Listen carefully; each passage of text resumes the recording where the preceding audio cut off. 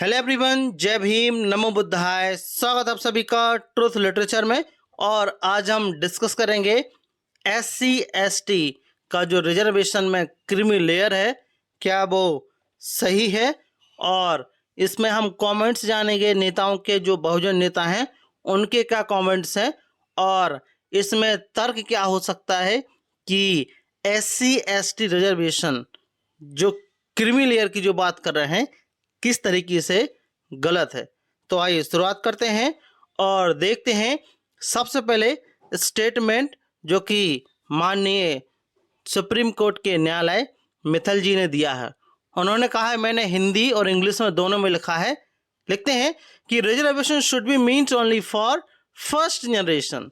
Justice Mittal इन ruling allowing SC/ST सब कोटा।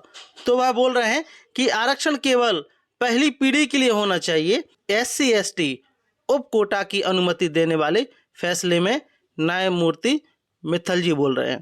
उसके अलावा और भी बोलते हैं कि आरक्षण किसी वर्ग में केवल पहली पीढ़ी के लिए होना चाहिए। यदि दूसरी पीढ़ी आ गई है तो आरक्षण का लाभ नहीं दिया जाएगा, और राज्य को देखना चाहिए कि क्या आरक्षण के बाद दूसरी पीढ़ी सामान्य वर्ग के साथ कंधे से कंधा मिलाकर आई है क्या नहीं। तो आपको जो स्टेटमेंट है ये आपको सुनने में बहुत अच्छा लग रहा होगा और सुनहरा भी लगा रहा होगा कि जो लायक है उसको आरक्षण मिलना चाहिए। मतलब जो SC/ST के जो जातियां हैं, जो निचली जातियां हैं, जिनको लाभ नहीं मिल पा रहा है, उनको लाभ मिलना चाहिए और उसमें भी कोटा होना चाहिए।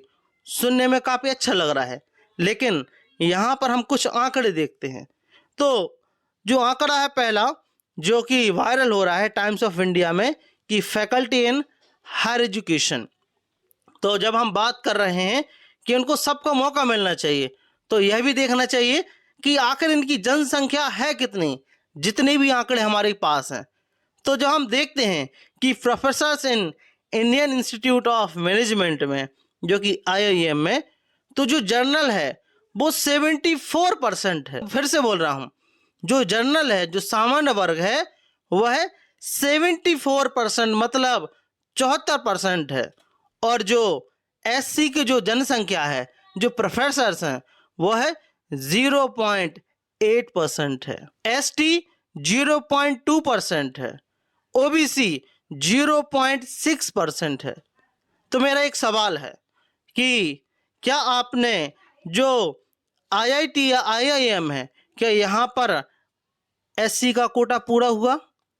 क्या यहाँ पर जो कि SC की जो जनसंख्या है वह 15% है, क्या यहाँ पर 15% आपको दिखाई दे रहा है? नहीं दिखाई दे रहा। तो फिर कोटे में कोटा कैसे? सवाल है।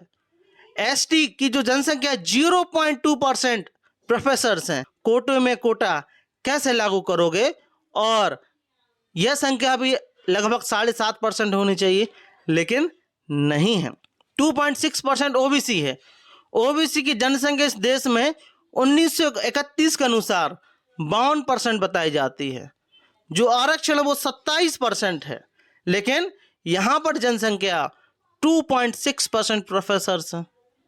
तो ये आपको समझना होगा कि क्या SC और जो ST का जो कोटा है, क्या वह भरा हुआ है? बिल्कुल नहीं भरा हुआ। हम पॉइंट टू पॉइंट बात करेंगे, तो यहाँ पर तो हमें नहीं लग रहा। देखते हैं faculty in Indian institute of technology, यहाँ पर देखते हैं IIT में, तो जो जनरल कास्ट है वो 81% है। SC 2.23% है। 23%। इसका मतलब क्या हुआ कि जनसंख्या जो 15 होनी चाहिए थी, यहाँ पर कितना है? 2.5% से भी कम है। ST की जनसंख्या कितनी है? 0.31% यहाँ पर फैकल्टी है। OBC कितनी है? 5.44%। तो यहाँ पर आप कोटे में कोटा कैसे लागू करोगे, जबकि यहाँ तो जो किसी भी कास्ट का हो, OBC में, SC में, OBC SC का यहाँ पहुँच ही नहीं पा रहा। तो यहाँ मतलब क्या है कोटे में कोटा लागू करने का? आइए और देखते हैं आगे। ये हमारे पास पिक्चर है सामने, जो IIM में की जो फैकल्टी है, कॉलेज वाइज है। तो देखते हैं, सबसे पहले अहमदाबाद में 120 सीट है। 57 जनरल के पास है। यहाँ पर ओबीसी, एससी, एसटी यहाँ का एक भी बंदा नहीं है। बेंगलोर में 120 सीट है, 106 किसके पास है? जनरल के पास। ओबीसी 2 है, एससी 1 है। यहाँ पर कैसे कोटा लागू करोगे? कलकत्ता में कितना? 126 सीट में से 91 जनरल है, जिसमें से ओबीसी कितना? मात्र 2 है। यहाँ पर एससी एसटी का रिप्रेजेंटेशन नहीं है, जो कि वर्तमान में आरक्षण लागू है। लखनऊ में देख लो 102, 103 सीट्स हैं, जिसमें से 80 सीटें किसके पास है? 80 जनरल के पास फैकल्टी है, 80%। तो आप समझ जाओगे कितना? ओबीसी 2, एससी 1, और इंदौर में जनरल 104, 150 में से। बाकी यहाँ पर कोई भी कोटा पूरा नहीं होता है। सोर्स भी है एचआरडी। तो यहाँ पर आप लोग कैसे कोटा में कोटा लागू करोगे? यहाँ जो इनकी जनसंख्या है उसके अनुपात में जितना आरक्षण है वहाँ पूरा नहीं है। तो यह भी इसमें माननीय सुप्रीम कोर्ट को करना चाहिए और पूछना चाहिए कि भाई यहाँ पर आरक्षण क्यों नहीं है। आइए देखते हैं, हमारे पास और भी डेटा है जो कि हमें ट्विटर से मिला, और यह 1/4/2003 का है। Representation in central universities SC, ST और ओबीसी के लिए। तो जब हम देखते हैं कि union minister of state education doctor Subhash Shankar response to question by Lok Sabha doctor Sanjeev Kumar Singari has provided the data as under teaching and non teaching staff in 45 central universities. तो 45 यूनिवर्सिटी का जो डेटा प्रोवाइड किया गया संसद में। यहाँ पर देखते हैं एससी एसटी का कितना रिप्रेजेंटेशन है, ओबीसी का कितना रिप्रेजेंटेशन है। तो हम ये देखते हैं टोटल में 13,098, जिसमें से जनरल का 8,734, एससी का कितना रिप्रेजेंटेशन है यहाँ पर? मात्र 1421। आप कैलकुलेट कीजिए, क्या यहाँ पर 15% का कोटा पूरा हो रहा है? मेरे हिसाब से नहीं हो रहा।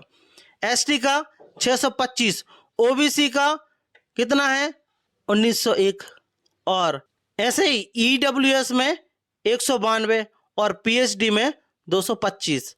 तो यहाँ पर हम डेटा देख सकते हैं। मेन चीज पे आते हैं कि टीचिंग स्टाफ में कितना क्या है। तो जो पोस्ट है प्रोफेसर्स की वह कितनी है? 1341।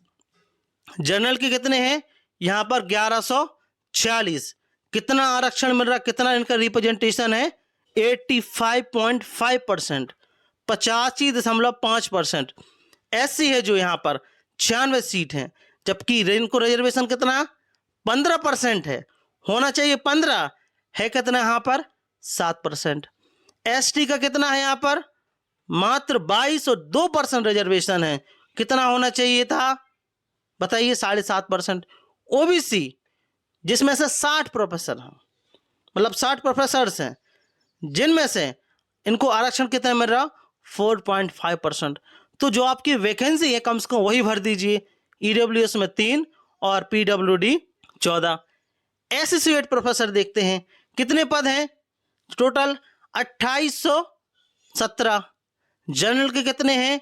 2304। 82% रिजर्वेशन, 82% इनका कब्जा है। एससी का यहाँ पर कितना है आप देखिए। तो हम देखते हैं कि 231, जो कि 8% रिजर्वेशन है। कितना होना चाहिए? 15 होना चाहिए। यह आपका पूरा ही कोटा नहीं है। एसटी का 69%, 2.5%, 69 पद है, जिसमें से 2.5% यहाँ रिजर्वेशन रिप्रेजेंटेशन है। ओबीसी का 187, 6.5। तो आप लोग यह डेटा देख सकते हैं ऐसे एसोसिएट प्रोफेसर का। तो आप जूम करके देख सकते हैं, पॉज करके, कि आखिर इनका रिजर्वेशन है कितना और क्या यह कोटा पूरा हुआ है या नहीं हुआ है। अगर नहीं हुआ है तो कोटे में कोटा कैसे संभव हो सकता है, जो कि माननीय सुप्रीम कोर्ट बोल रहे हैं। ऐसे ही वाइस चांसलर भी देख लेते हैं, जो कि काफी ज्यादा महत्वपूर्ण है। तो यहाँ पर पोस्ट कितनी है? टोटल 45। एससी का 1, एसटी का 8 और ओबीसी का 5। रजिस्ट्रार्स कितने हैं?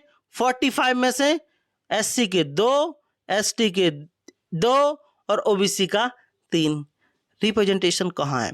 रिसोर्स भी है लोकसभा अंडरस्टार्टेड क्वेश्चन, ये आप रिसोर्स भी देख सकते हैं कि आखिर इनका रिप्रेजेंटेशन कितना है। और सरकार बोल रही है, मतलब कि सुप्रीम कोर्ट बोल रही है कि कोटे में कोटा लागू करो, अन्य को मौका नहीं मिल पा रहा है। आप बताइए क्या यह सही है या गलत है? यह है आपको डिसाइड करना है। ज़्यादातर आर्गुमेंट यह दिया जाता है या यह आर्गुमेंट दे सकते हैं कि ये लोग तो नालायक हैं, लायक ही नहीं है। तो यहाँ पर एक इकोनॉमिक्स टाइम की एक न्यूज़ आती है जो कि क्या लिखते हैं, SC/ST candidates deliberately declare not suitable for appointment in education institution. Parliamentary panel में यह हुआ। तो जानबूझकर नॉट फॉर सुटेबल बोल रहे हैं। आप बताइए हो सकता था या फिर नहीं हो सकता था? बिल्कुल हो सकता था। आप ये न्यूज़ पढ़िए कि यही आगे की न्यूज़ कि new Delhi schedule caste and schedule tribes candidates are deliberately declare not suitable for appointment as faculty member in educational institute. तो जानबूझकर यहाँ पर नॉट फॉर सुटेबल का टैग दिया जाता है, जानबूझकर। मैं नहीं बोल रहा हूँ, ये न्यूज़ बोल रही है। तो भाई आपने जब कोटा पूरा ही नहीं किया तो कोटा में कोटा देने का सवाल पैदा होता ही नहीं है। अब कुछ लोग ये बोलेंगे कि भाई जिनको आरक्षण मिल गया वह तो उनकी आर्थिक स्थिति अच्छी हो गई। जो बोल रहे थे ना कि आईएएस और आईपीएस के जो बच्चे हैं उनको नेक्स्ट जनरेशन में उनको आरक्षण मिलना नहीं चाहिए। लेकिन यहाँ पर आर्गुमेंट है कि आरक्षण किसके आधार पर दिया गया, आर्थिक आधार पर या सामाजिक आधार पर? आरक्षण की जो संकल्पना है वह सामाजिक आधार की है, ना कि इकोनॉमिक्स आर्थिक आधार की। और यहाँ पर देख लो एग्जाम्पल कि भाई अगर पैसे होते तो पावर सब कुछ हो जाता। लेकिन राजस्थान की न्यूज़ है जो कि हिंदुस्तान टाइम्स में 19 फरवरी 2022, यहाँ पर Dalit IPS officers wedding procession held under police watch. तो पुलिस की निगरानी में आईपीएस ऑफिसर, कितना बड़ा पद रहता है, उसकी बारात निकाली गई। क्यों भाई? क्या वो पाकिस्तान का था या जनरल व्यक्ति था? नहीं था, आईपीएस ऑफिसर था। वहां पर घोड़े पर बैठने की अनुमति नहीं थी। तो यह सामाजिक आधार हुआ कि आर्थिक आधार पर हुआ, यह आपको डिसाइड करना है। अब यहां पर माननीय बहन जी का भी बयान आता है इस पर कि आरक्षण, कल उन्होंने एक प्रेस कॉन्फ्रेंस की और उन्होंने विस्तार से बताया। उन्होंने क्या कहा कि आपातकालीन की स्थिति को समझते हुए SC/ST वर्ग को एकजुट होने की जरूरत है। यदि वह बटे रहेंगे तो विरोधी उनका फायदा उठाएंगे। तो यही असली कारण है कि ये लोग SC/ST के लोगों को बांटना चाहते हैं। डॉक्टर बाबा साहब अम्बेडकर ने 6,743 जातियां थी, उनमें से उन्होंने SC/ST और OBC बनाकर इनको एक करने का काम किया। इनका जो असली मकसद है वह मकसद इनको न्याय देना नहीं है। उनका जो मकसद है वह है समाज के बीच फूट डालना है। जो बोलते हैं ना कि फूट डालो राज करो, तो यही प्रतीत होता है कि इससे समाज बट जाएगा। ऐसे ही और बहन जी बोलती हैं, 2 स्टेटमेंट लिया है मैंने कि SC/ST के बीच उपजाति का विभाजन करना सही फैसला नहीं होगा। सुप्रीम कोर्ट का फैसला कहीं न कहीं आरक्षण को खत्म करने का प्लान जैसा है, ऐसा माननीय बहन जी बोलती हैं। और इसका कारण यही हो सकता है क्योंकि आरक्षण का जो आधार है वह आर्थिक तो है ही नहीं, वो तो सामाजिक आधार है। और यदि आपको जो पिछड़े लोग हैं, जो SC में जो अति पिछड़े लोग हैं, तो उनको सरकार को योजना बनानी चाहिए कि वो लोग आगे आ सकें। लेकिन ऐसा नहीं है। इवन ये लोग SC/ST के जो फंड रहते हैं उनको वो डाइवर्ट करके अन्य कामों में भी लगाते हैं। कैसे संभव है? यहाँ पर प्रकाश अंबेडकर जी का भी बयान आता है जो कि ट्विटर पर आज ही आया है। उन्होंने क्या बोला कि शिक्षित करें, आंदोलन करें, संगठित हों। बाबा साहब का आह्वान आज पहले से कहीं अधिक प्रासंगिक है। राजनीतिक दल और उनके सवर्ण नेता नहीं चाहते कि हम एकजुट हों, क्योंकि उन्हें डर है कि अगर हम एकजुट रहेंगे तो हमारी विशाल राजनीतिक शक्ति खत्म हो जाएगी। वे अपने सामाजिक राजनीतिक लाभ के लिए बांटो और राज करो, जैसा मैंने बोला था, वे अपने सामाजिक राजनीतिक लाभ के लिए बांटो और राज करो। वे हमें राजनीतिक शक्ति से वंचित करना चाहते हैं। इसका यही कारण है मेरे लोगों, हमें एकजुट रहना होगा और सवर्ण और उनकी चालाकी कठपुतलियों को हमें विभाजित नहीं होने देना होगा, अन्यथा हम न केवल बाबा साहब को बल्कि अपनी आने वाली पीढ़ियों को भी विफल कर देंगे। जय भीम, जय भारत। यह उनका आज ही का ट्वीट इंग्लिश में था, मैंने इसको हिंदी में करने का प्रयास किया। चंद्रशेखर भाई का भी बयान आता है। उन्होंने क्या बोला, सुप्रीम कोर्ट के 7 जजों में से कितने दलित आदिवासी थे, क्या उन्हें हमारे दर्द का एहसास है? सबसे पहले वर्गीकरण सुप्रीम कोर्ट से शुरू होना चाहिए। तो उन्होंने कहा कि वहीं पर वर्गीकरण करो, और कहीं तक यह सच भी है, क्योंकि जो सुप्रीम कोर्ट से जज होते हैं उनकी कोई परीक्षा नहीं होती, वो आपस में ही बना लेते हैं। और उन्हें यह भी डेटा जारी करना चाहिए कि 70 साल में कितने जज बने SC ST OBC की। और एक और बात कि बिना जातिगत जनगणना के क्या यह कोटे में कोटा संभव है?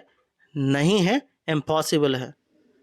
चिराग पासवान जी का भी बयान आता है जो कि केंद्रीय मंत्री है। उन्होंने क्या बोला कि दलित समाज की एकता ही उनकी ताकत है जो उनको आगे लेकर जाती है, लेकिन कई लोग इस एकता से घबराते हैं, इसलिए वो बंटवारा करना चाहते हैं। चिराग पासवान जी का बयान है। यहाँ पर अठावले जी का भी बयान है। क्या लिखते हैं? The reservation for SC ST is based on caste, ये कास्ट पर आधारित है। It will strongly oppose any move to apply the criteria creamy layer. तो ये उनका बयान है, सैड रामदास अठावले, कि वह इसका विरोध करते हैं। तो आई होप आपको समझ में आया होगा कि SC ST में जो कोटे में कोटा है होना चाहिए या नहीं होना चाहिए। थोड़ा सा हमने प्रयास किया, बाकी इसके बारे में आपका क्या ओपिनियन है प्लीज़ आप कमेंट बॉक्स में ज़रूर बताएं। और यदि आप ट्रुथ लिटरेचर पर नए हो तो ट्रुथ लिटरेचर को आप सब्सक्राइब जरूर करें, साथ ही साथ हमारी वीडियोस को शेयर ज़रूर करें। जय भीम, जय भारत।